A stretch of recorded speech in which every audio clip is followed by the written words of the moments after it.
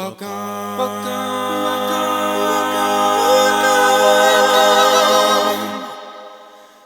to 50 Shades of Shuttle with Ida Levine. Now get well soon, Auntie Ada. Here we go. Oh, hello sis, how are you, my darling? Sorry man, I'm just putting the finishing touches to my get well package for Malala and Donald. There, so it's all ready. Now listen, I have a lot to talk about today which you might find interesting. So why don't you leave your little friends to their wrestling match, wipe yourself down and listen in, okay? Here we go. Hello everybody and welcome to episode 22 of Ida Levine's 50 Shades of Shuttle, the tap routine in the musical of life. Now, today I would like to talk to you about someone who is very special to me, and that's my husband Cecil. Yes, you Cecil. It's all about you, and it's about time that you got some of the credit. It's like, this is your life. Now stop looking so coy. You know you like the attention.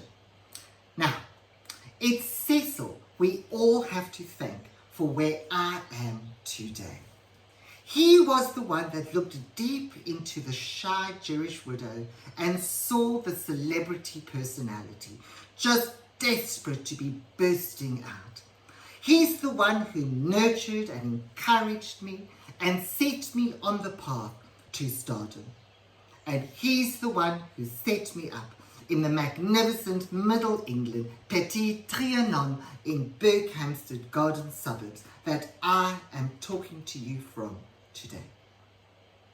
When I first met Cecil, he was a struggling producer from quite a well-off family. You know, actually, I fell for his dapper good looks and his immaculate dress sense. And I think he was drawn to my theatrical sensibility. He told me he started dating me because he wanted a beard, but he never grew one, so I wasn't sure what he meant. It was in fact a whirlwind romance. I was like the Doris Day to his Rock Hudson. And he looked so beautiful at our wedding, let me tell you, at the Rondebosch Town Hall. Oh my God, he was dressed in a white crepe de chine with a lily corsage. Oh my God, which really, really set off my electric blue ensemble.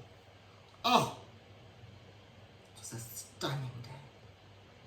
But then calamity struck at the end of the 80s. When his parents died in a tragic accident. Oh my God, they were on a guided tour of the Holocaust memorials of Europe when they were crushed to death by a falling piece of the Berlin Wall. Well, I was devastated, of course. But Cecil was an only child, so they left him everything. Wow. As a good Jewish girl, I now know what Christmas is like.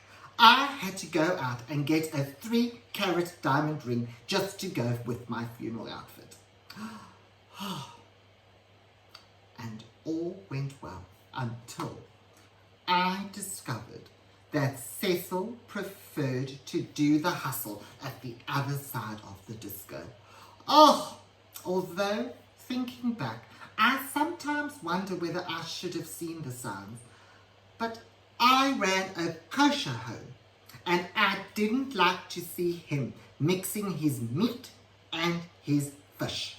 So I kicked him out of the house and moved him into the chauffeur quarters, which seemed to suit him just fine.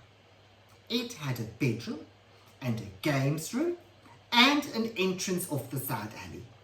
There was many a night when I heard the sounds of gentlemen callers going up his back passage. Meanwhile, I moved Pierre, the Congolese chauffeur, into the house. Oh, let me tell you, he was such a lovely man, very finely boned. And as you know, I've always liked gentlemen with good bones. He was very professional. He checked my oil and water regularly and filled my tank once a week. But Cecil and I stayed good friends and carried on making musical theatre together. Cecil still writes and directs his own musicals down there in Cape Town, but he has always put on productions of popular Broadway musicals. Oh, let me tell you, they go down so well with the audience down in Camps Bay. You know, there are a lot of very wealthy Jewish people in that area, and they make up a large part of his audience. So he does like to adapt the shows just a little bit so as not to offend them. His production of Goys and Dolls was a smash hit there, as was my, what was that called again? Call Me Maidel. Oh my God, it was fabulous. And he had a huge success.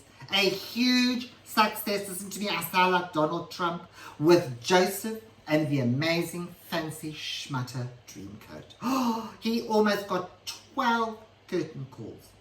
But, of course, I was Cecil's leading lady for many years when I lived in Cape Town. I was the Dolly Levi in his Hello Dolly, and his Golda in Fiddler, and his Alba in La Cage. And when he put on Funny Girl, it was me he asked to be his Fanny. But I think my favourite production of his was Jesus Christ Oegewald. To be honest, I do think the show tends to go on a bit, but Cecil was concerned that Judas isn't a very positive Jewish role model. And once we cut his character, the show came in at a snappy 45 minutes. And my Mary Magdalene was the talk of the town. The critic from the Cape Towns put it very nicely when he said, let me just get this right, Ida Levin's performance will haunt me for the rest of my life. Yes, I owe it all to Cecil, the Singali to my Vedora.